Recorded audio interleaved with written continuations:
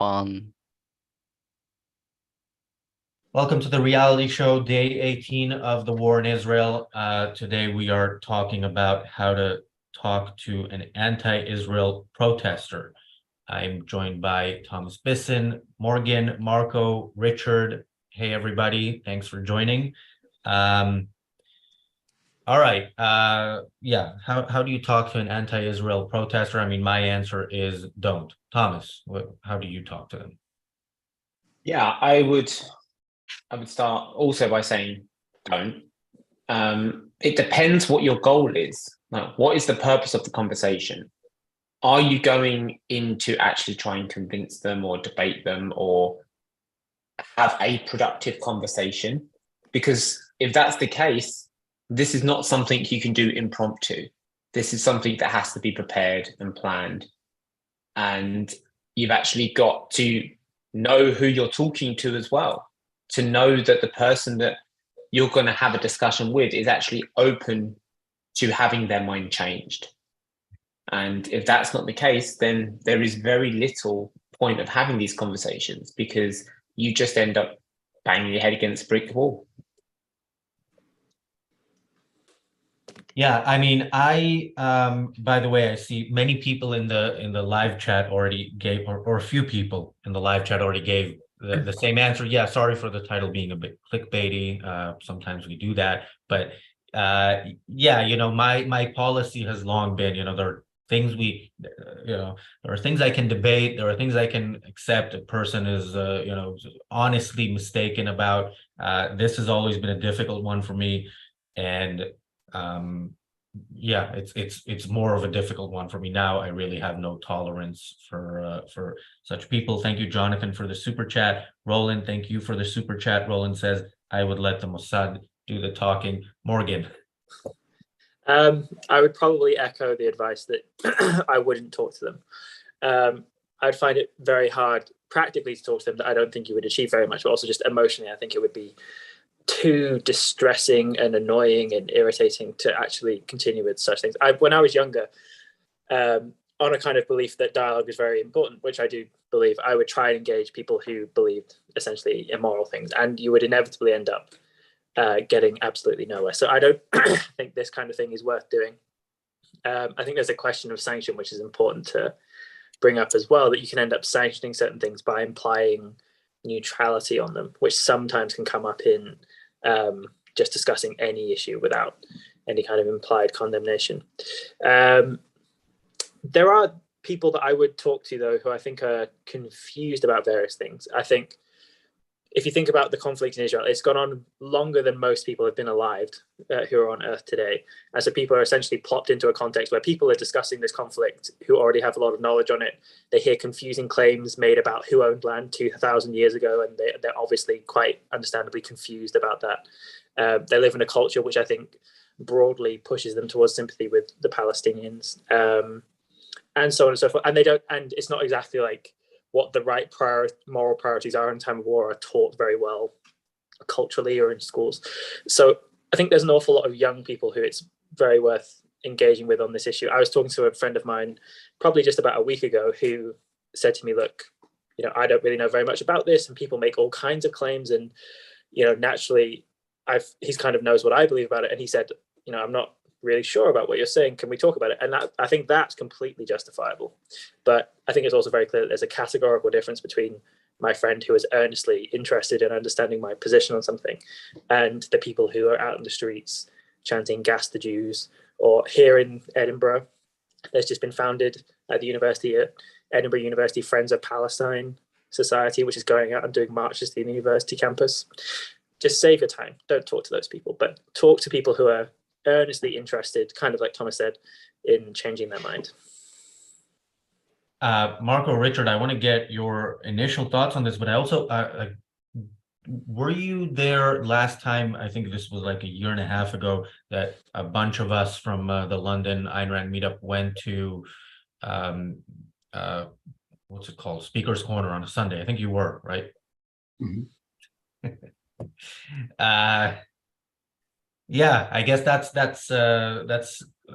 maybe one of the exceptions to the rule, although I don't know if that's at all ever something that you can get anything out of, except if you really like to debate people who you disagree with, and you can get plenty of that there. But yeah, your thoughts on this, and if you want to comment on Speaker's Corner in any way.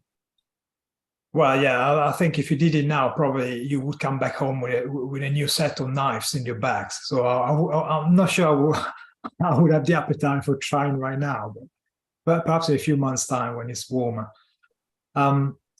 Yeah, talking to protesters, I think here we have a whole bunch of context to consider. You have people's age, backgrounds, level of education. I mean, I wouldn't be surprised if most of these guys are probably young kids who sympathize towards the left, and by default, they chant the slogans that they are taught to chant without really knowing what they're talking about.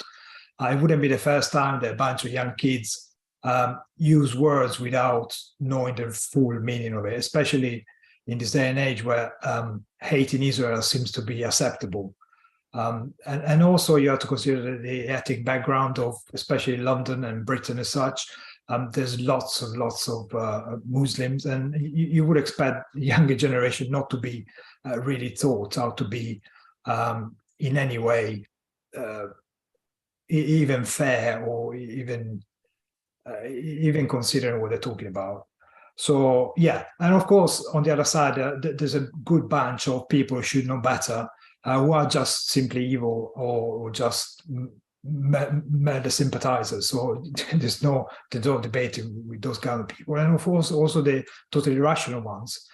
Again, it depends who you're talking to and why you're talking to them, to be honest. Yeah, absolutely. I think in relation, well, let's start with the Speaker's Corner thing, but for one, in case people don't know what that is, that's an area, a corner of Hyde Park where anyone can put a box on the ground, stand on it and say literally whatever they like. It's like the ultimate free speech area of London that even sort of bypasses any of such hate laws or any of the other restrictions that exist, rightly or wrongly, in the law. I think we were there with the Nasers when they came over to, and Robert Naser did an objectivist style speech to the crowd as people draw up to whichever person they find interesting and surround them. And of course, it's particularly popular in recent years with Muslims and Islamic clerics and stuff who often do their own speeches from such podiums. And also, one of the things that I noticed particularly about that was they go around filming other people and filming their interactions with somebody on a podium. So what starts off in context at a site in a corner where you've got the full argument being given ends up being edited footage by somebody taking a totally opposing view, inserting their own opinions into it, and therefore you can end up very quickly with something that really doesn't represent either what you said on the podium or what you countenance or are against in the first place.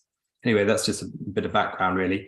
I mean, when you first raised this topic and we were discussing what we were going to say on tonight's show, I confess I didn't visualize talking to people in a big crowd or on the edge of a crowd at such a march, because that would be pointless. And therefore we would simply stop at the don't response to the question, and that would be the end of it. But if you were talking to somebody who said, I had been on one, or I was tempted to, or I came past one, or I sympathize a bit with this view, then I think the place to start is to question, endlessly question, to get under the skin of how much they know, because often the adamant is often the ignorant, and often their argument is what you want to understand, whether it exists at all, or whether it's just the repetition of slogans and the crowd herd mentality of doing what everybody else is doing, like a shameless second-hander. And then you can start to find out what their premises are and keep questioning them. And in many cases, you're going to get to the point where you're going to say, well, I don't really actually know about it. That's probably going to be the response from many people. And that is then your starting point for supplying some genuine missing knowledge, and with the proviso that you're unlikely to change somebody's opinion 180 during the conversation, you're at best going to plant a seed and invite them to question their own misheld premises in the first place.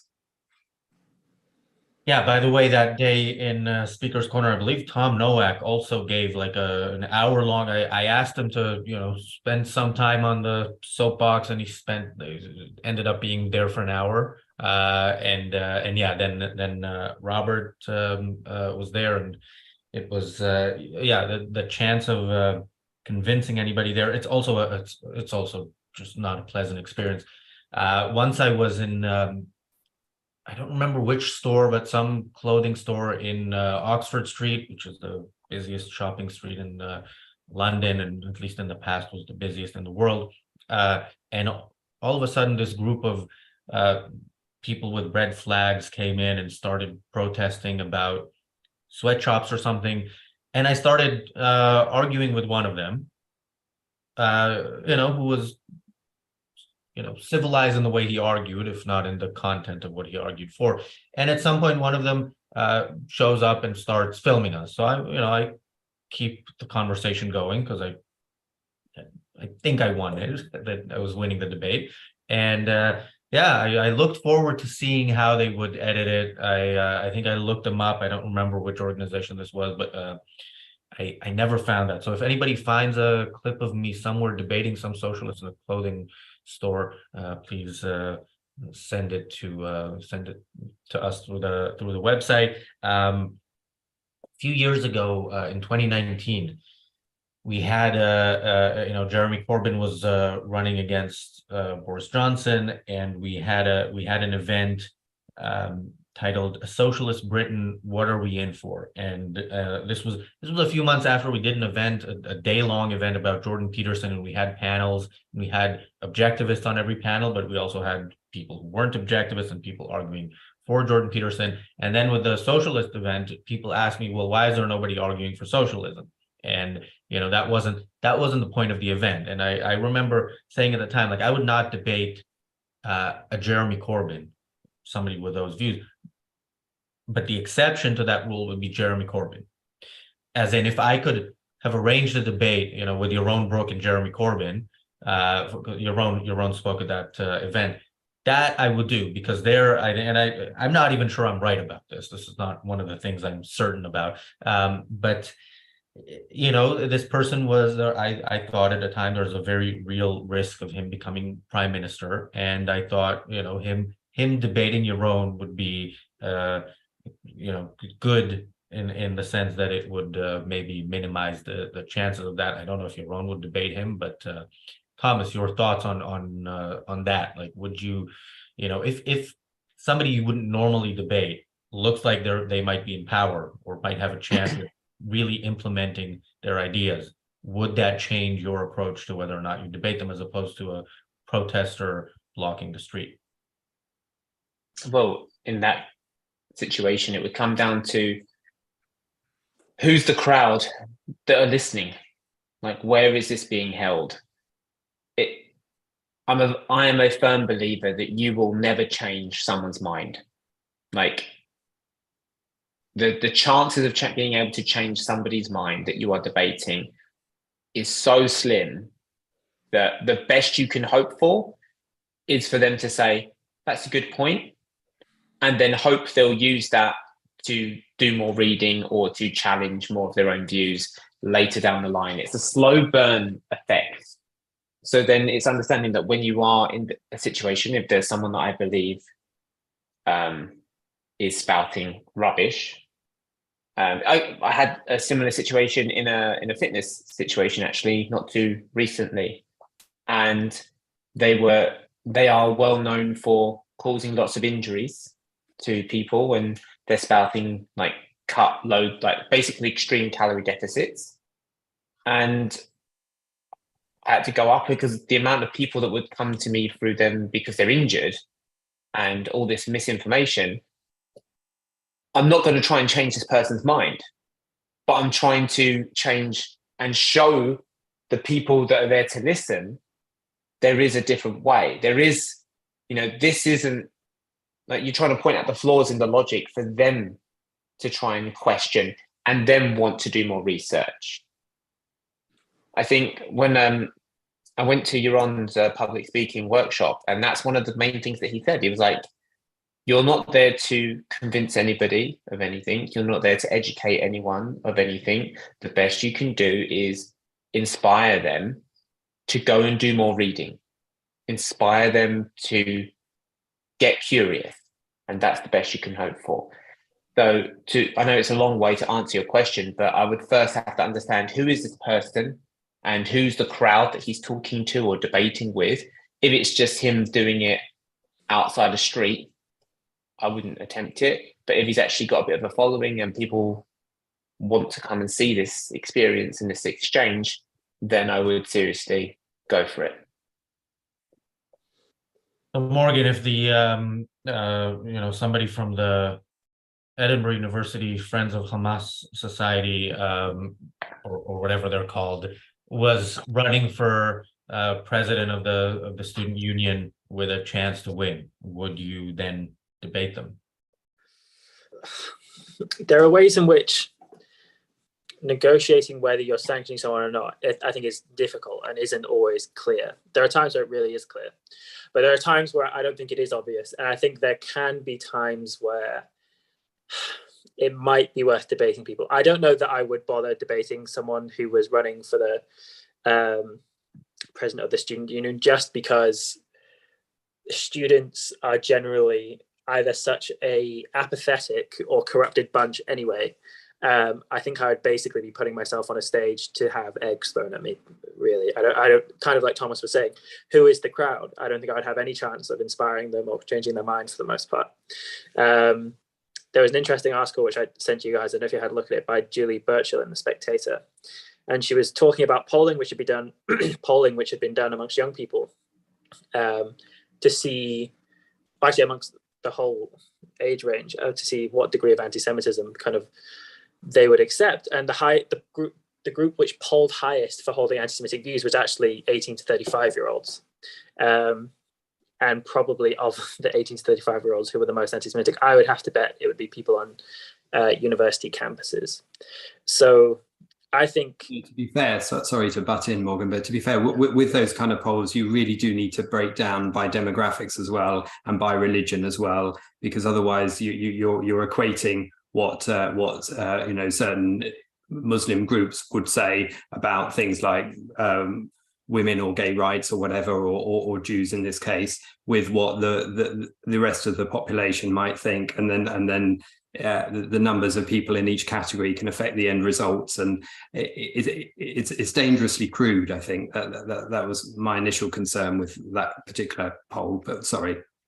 No, it's okay. No, it's completely true that statistics are a dangerous thing to handle uncarefully. So I think that's completely true. But I would just have to say that personally, based on my experience at university, I completely believe that there are an awful lot of anti-Semites there, or people who kind of they are sort of tolerant of it and sort of fall into these kind of vague beliefs which sound kind of anti-Semitic, and they're kind of consenting to a lot of that stuff.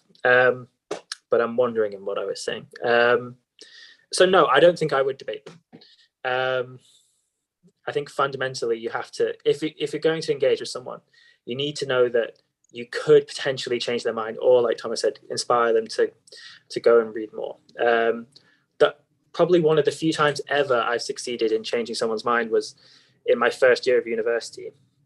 And I met one of my flatmates who was called Ben. And he asked me, the first thing he asked me was whether I was a socialist and whether I supported Jeremy Corbyn. And I said no. And I think this was quite bewildering to him. And I said, by the end of the year, I'll make sure you're like a horribly right-wing person or something, because he was sort of a socialist. And he said, oh yeah, whatever. And by the end of the year, I did. I actually didn't convince him to be an objectivist, but my parting gift for him for the year was I gave him The Fountainhead and Anthem. And so we sat down every night and debated a huge amount of things. And I think he kind of became a conservative for a while, then he became an anarchist for a little while. And now he's studying at ARU. But that was after living with him for 9 months and debating almost every night and all kinds of stuff. So yeah, I think it's true that you have to accept that you'll have there's a strong limitation on what you can achieve in debating people, and you need to accept that going in. Or we just all move in with pro-Palestinian, anti-Israel protesters and, see how that works out, but maybe not. That sounds like self-sacrifice to me. But I've met Ben, luckily, later in the process. But yeah, that is a very good story. Marco, Richard, you attend the London Ayn Rand meetup on a weekly basis.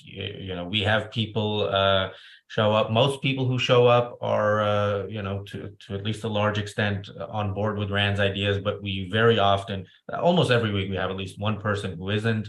Often it's more than that. Some of them are polite. We also have rules, like you don't just shout, you have to raise your hand, you have 90 seconds to say whatever, but still, I've seen both of you less calm than we see you on the channel in some occasions with some such people. How do you deal with those situations? I see the result, but maybe you want to give us the process. Well, again, it's a matter of context here. If you're debating somebody on a one-to-one basis, or even publicly, to be honest, I will never go in with a slight hope to change their minds. All you can do just light a little fire somewhere in the deepest of the dark consciousness and try and motivate them to explore what else is there. If you had a debate with more people, again, probably I would do it just in the vague chance that somebody, only one person perhaps, might see a different side of an argument. And that's, to be honest, that's all you can try and do, short of beating people up. But which you don't advocate. That's not this is not our MO. So you just have to know what you can expect, and you're not going to have a conversion on the road to Damascus. But all you can hope, as you said, is one of the point of, as you always say, of the meetups is to get somebody to read Ayn Rand, and then the rest is up to them. You can't force a mind.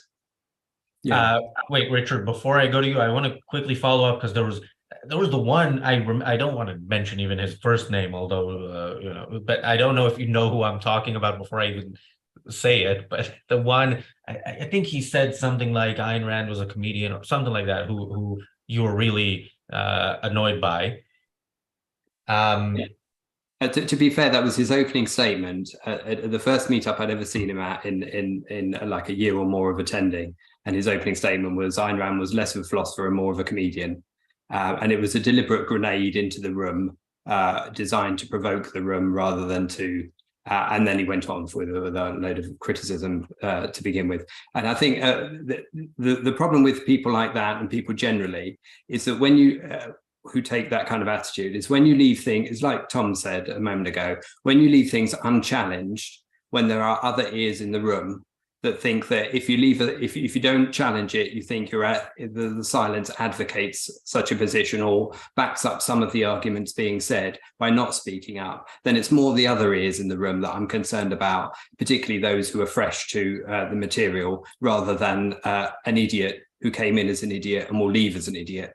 And there's nothing I can do about that in the first place.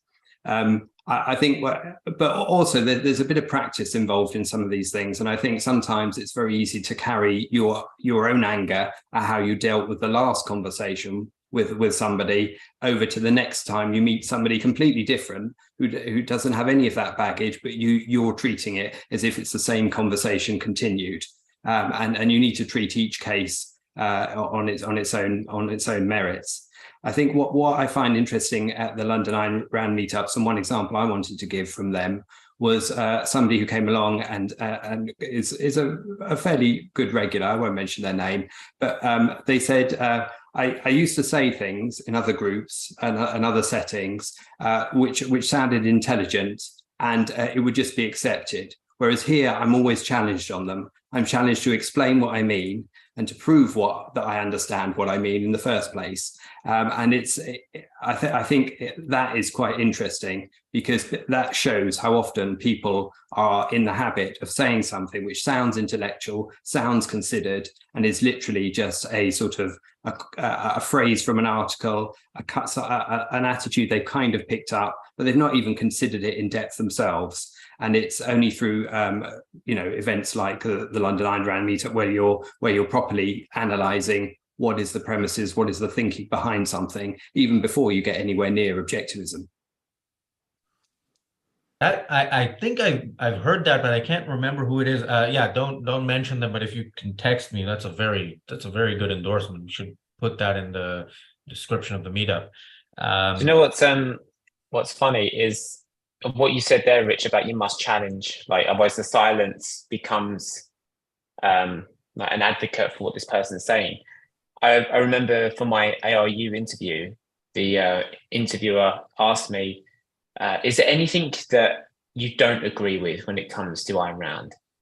And I don't know if you remember, but the interview, I think it was the O'Donoghue interview, where the woman said, I used to be a follower of, like, a reader of your work, and then I got smarter, or something like that. That's completely misquoted. So, and Ayn Rand refused to answer the woman, but wanted someone else to ask the same question.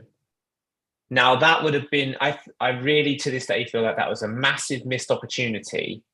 And that would have been a great example for Ayn Rand just to be like, you know what? Come up on stage and actually sit and then actually deconstruct everything that question actually brought out. And that way it opens up everyone in the audience to how philosophy, like flawed philosophies, can sink into the way people question things or ask, or their normal everyday language and speech. And I think because if you saw the way she handled it without actually, like, she just decided not to deal with it and hope someone was going to ask the same question, but the crowd become increasingly hostile, and along with the host of the show. And it's one of those moments as well of, like, I think just looking out for the right opportunity and keeping a cool head. All right. So if anybody ever asks me, what do you disagree with Thomas Bisson on, that would be it. So I thought, like, I saw that, I've seen it many times, and I always think, like, I wish I could do that, because, it's like somebody's being an asshole to you and then expecting you to, like, engage with them. The question is, why are you being an asshole? That's the question. And it's not, okay, you be an asshole and I'm going to take you seriously and talk to you as if you're you're being civilized when you're not. So yeah, to me, that was, that's not, it's not how I handle it. It's how I'd like to handle it. But yeah, I like that moment. I hear such a huge range of opinions about her response that I think we could do a whole episode, because I hear people who are typically objectives, who wildly disagree about whether they think she did a good or bad thing in responding to that question. We should do a whole episode. That is actually a topic for an episode, not in the current foreseeable future, but once we get back to it, let's plan for that and do it, because it's. And I look forward to debating you, Razzie, to convince you and change your mind on my way of thinking. Yeah, people sign up, subscribe, and click the notification button, and then you will know when that debate happens. We have some super chats. We have a super chat that came in right at the end of the daily objective from Megan. So, and I think this probably would be better answered by James certainly than me. But so she says, my 7-year-old and I are reading about Meitner. I don't know how to pronounce the first name. It's L. I looked it up. I think it's Lisa. I think it's missing an I. I think it's Lisa. Oh, okay. It's Lisa Meitner, female Jewish physicist in World War II, Berlin. Can you recommend other ways to teach empathy? I'm going to open this up to anybody who has an answer to that. And if not, we will ask it next time James is on. How to teach empathy? Yeah. So I do have one take on this, actually. There's a great book. A guy called Shane Parrish wrote it. He runs Farnham Street website. And in his newest book, I think it's called Clear Thinking, he talks about this very thing about in terms of empathy and how to help increase that. And the best thing you can do is to listen to what someone's saying and then say it back to them, like what you heard. That's like, oh, Razzie, what I heard you say was, and then give a summary. And then at the end of that, you ask, did I miss anything? You allow that person to correct. And then that's a great opportunity to, number one, calibrate and make sure what you're hearing is what they're saying, and what they're saying is what you're hearing. And you actually come to understand each other even better and try to understand each other's viewpoints even easier. And there's another kind of mindset that he adopts or promotes, which I quite like, actually, where he says, you are entitled to your own opinion 100% up until the moment you speak it. Once you speak it, then it can be challenged. And if you are in a good position of you should be willing to completely reject your stance in favor of better logic. Otherwise, you are only doing it from a position of preaching or prosecuting, and therefore you're not really an active participant in a conversation. You're just there to either preach or prosecute.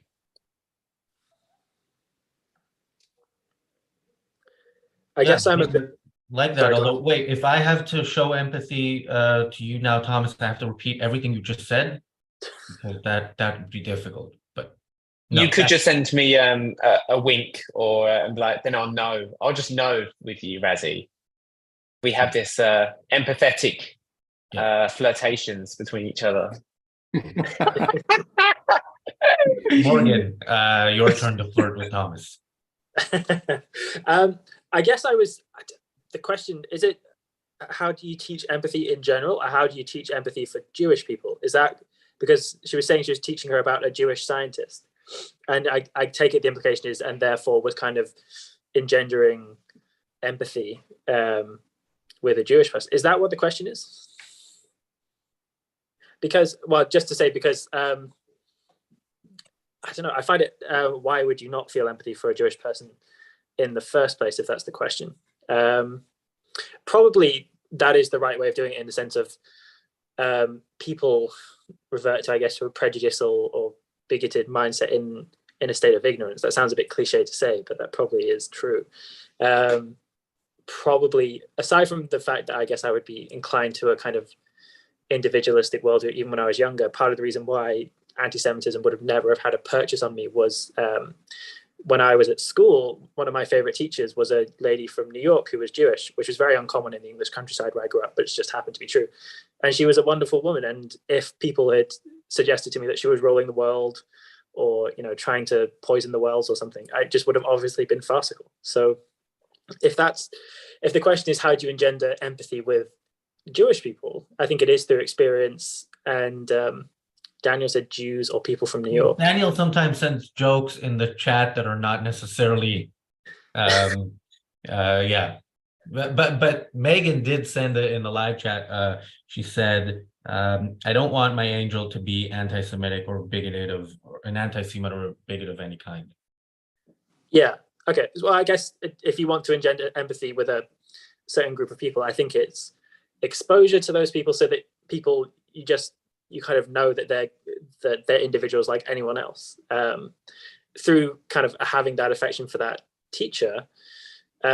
I guess, it just would have shown to me that any claim by an anti-Semite would have been utterly nonsensical. And then also, I think you probably want to engender a kind of individualistic worldview where they'll be inclined to judge an individual person on their character rather than by group characteristics or, collective whatever.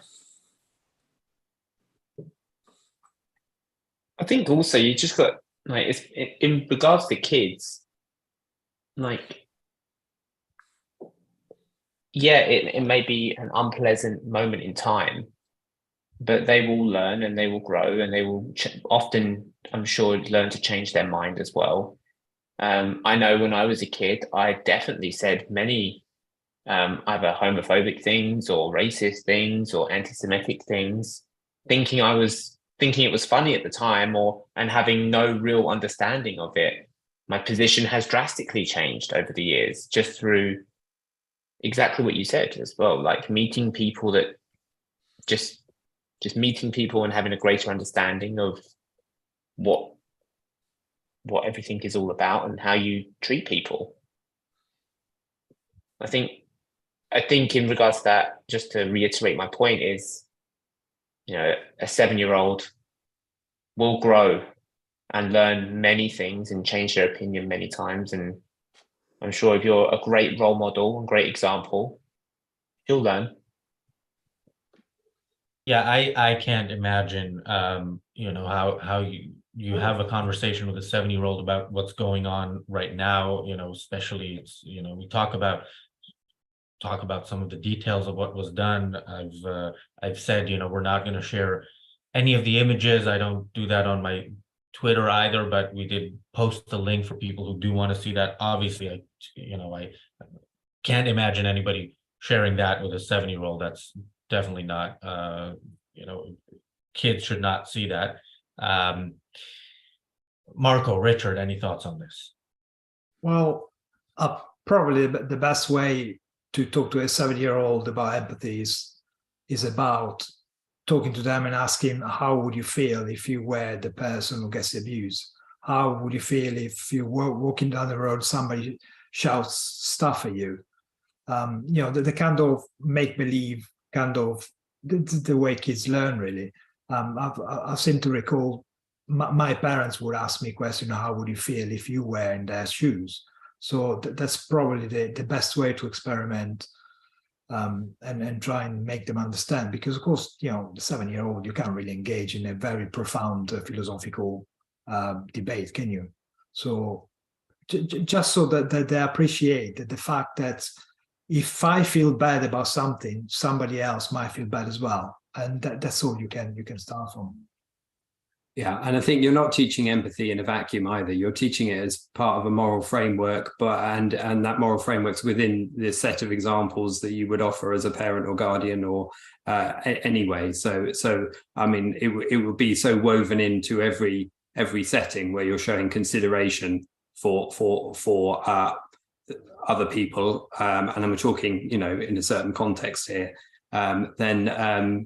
Then you're setting out that all the time. So then when it comes to referring it to Jewish people, for example, then often the stories of similar children where a child can empathize with a child their own age in a given setting is obviously a key way to do it. And obviously things like, later on visiting Anne Frank's house or learning about it and that kind of thing is obviously one of the ways that you can do it. But, yeah, and when I think about future generations, I definitely Megan's daughter is one of the people I'm less concerned about. I think she will be brought up well, and but Megan actually asks in the regular chat, how is bigotry learned? And this is something that while we're talking about this,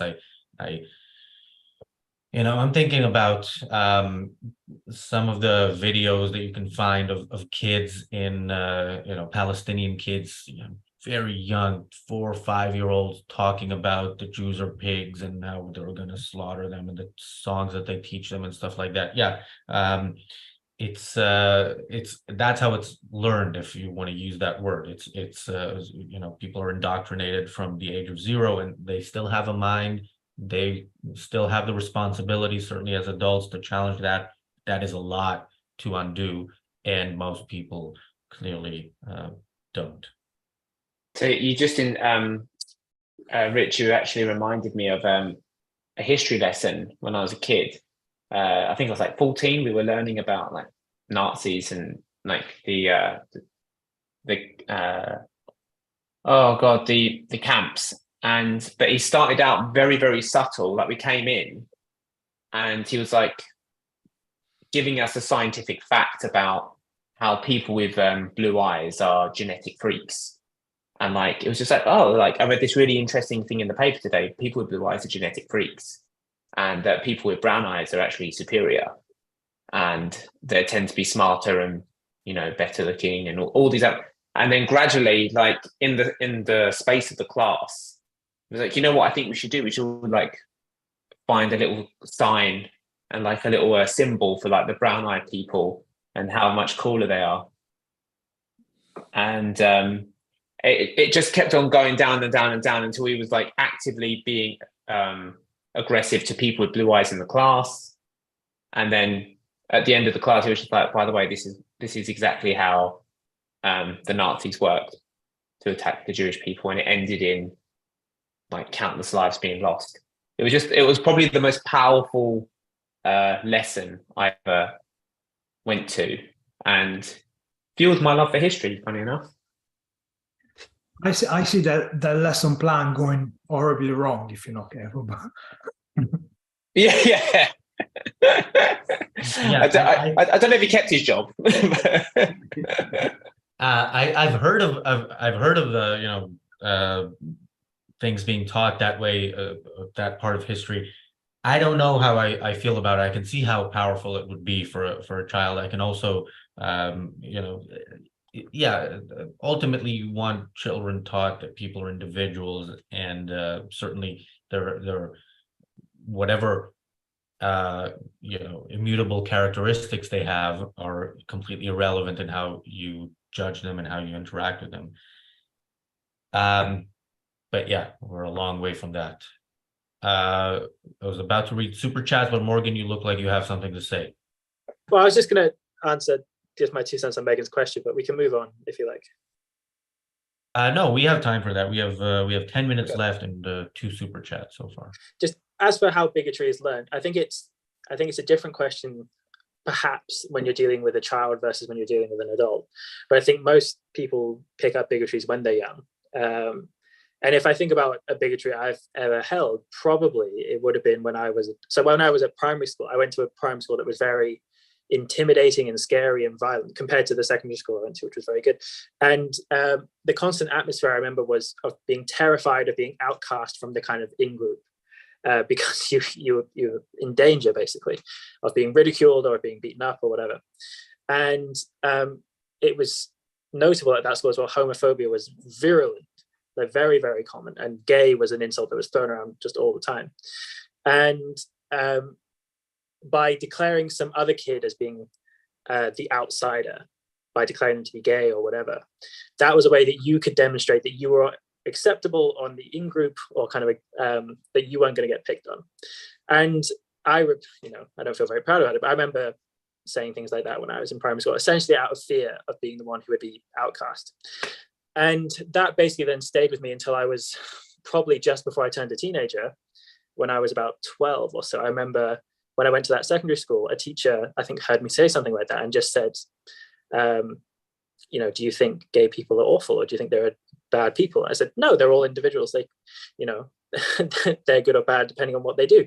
And he just said, well, isn't that a bit incongruent with what you just said? And as silly as it sounds, I'd never thought about it that way before. And I realized my behavior was inconsistent, and I felt very bad about it, and I never did it again. But I think there's a connection between bigotry and kind of conformity, second-handedness, collective groups, fear of being an outcast.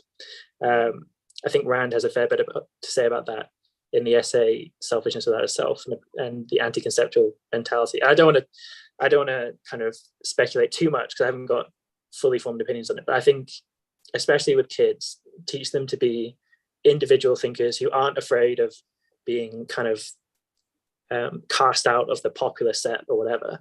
Because I think bigotries are things they pick up when they are afraid of that, to demonstrate that they are on the in-group. So that's just my 2 thoughts on it. And I think that continues into adulthood for many people, particularly in an infantilized world where people don't take responsibility and they continue to behave as they did in the playground, concerned about the in crowd and never considering their own words and their own the fact they should have grown up. Yeah, and I mean, it is certainly in the case of Israel, we see how bigotry is fueled with the reporting and the way politicians talk about Israel, and it's the fact that Israel is such a main villain in the world scene, considering the kind of countries that we have and the kind of organizations and the enemy that Israel has. Yeah. All right, let's move on to super chats. So Robert Naser says, great topic. The title addresses a crucial life and death matter. It should not be regarded as clickbait, should not be evaded, and must be answered. Well, this was early on in the show. I think we've given our answers. And Jason Adams also earlier on in the show says, I'm of the opinion that Israel and Ukraine should receive free or discounted military equipment for trying out our products firsthand. How to talk to those so impassioned by aid skepticism.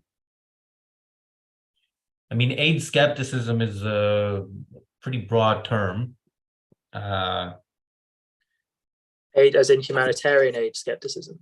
Yeah, that's the problem I'm having. I'm guessing he's talking about military aid because of what he said right before. Yeah, that's a good question. I mean, I think you need to, it depends on who you're talking to and why you think the U.S. should give aid. I think it should give aid where it is in America's national interest. I think it is in both the cases of Ukraine and Israel. I know, some people don't think that, and yeah, if you do think it is in America's interest, then you need to explain why. Well, in the Ukraine case, America had an understanding with Ukraine that if they gave up the nukes, they would have protected them. So that, to me, is quite a clear case. With Israel, you could argue that the faith of the United States and Israel are very much intertwined. So you could argue that having Israel as a safe state in the Middle East is in America's interest. So again, you should provide aid militarily, which they've been doing, to be fair, for the last 80 years.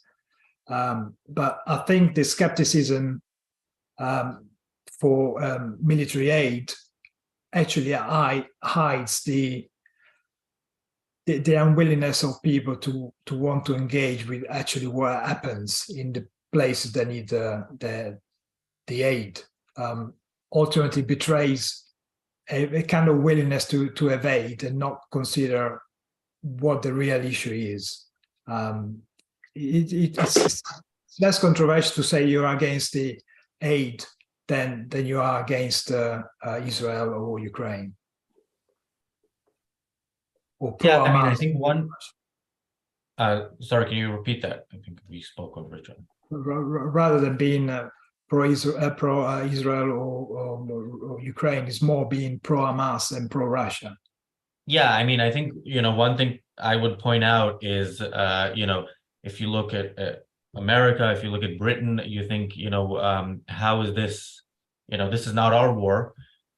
Look at our streets, you might not think it's our war, but the enemy does, and they're here. So, yeah, I think that they're kind of making our case for us.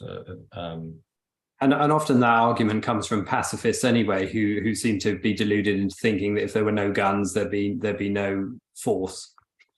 And it's lunacy. Thomas, Morgan, any thoughts? Yep. All right. Well, I think. But can you repeat that? I think I also spoke over you. I just said I've said everything I think is relevant for today. Cool. Well, we do have our YouTube channel is completely all the content is completely dedicated to covering the war. covering and analyzing the war. Members only activities do continue, and the Fountainhead Book Club continues in 8 minutes. So I hope members all join for that. And I was gonna say I'll say that the briefly objective starts in less than 3 minutes. And that is a video, I believe, titled "Iran is the Enemy," and that is a video of Yaron Brook. Okay, Lee says, in opposition to this is a super chat. Thank you, Lee. He says, in opposition to the recent pro-Palestinian marches, Douglas Murray has said that there ought to be arrests by the thousands. Your thoughts, James? Well, we will have to get everybody's thoughts very quickly. Who wants to go? Well, it's a matter of freedom of speech versus incitement to violence. So, take your pick.